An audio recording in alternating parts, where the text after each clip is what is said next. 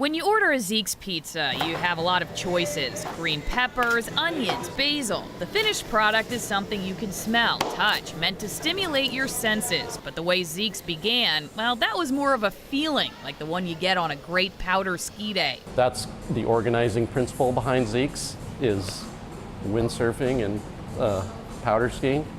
And when you do that, you get an appreciation for nature, and you start to dislike things that mess with that. Doug McClure co-founded Zeeks with his best friend, also an avid outdoorsman. And just like they carved new lines in the snow together, Yeah, we are. they're carving Now that I think about it, yeah. another path. Zeeks is a trendsetter. These boxes of water are their replacement for plastic. They estimate Zeeks sold 10,000 plastic water bottles in just 1 year. Many of those bottles would end up here at this Recology Recycling Center. King County reports 24,000 single-use plastic containers ended up in waste stations in 2018.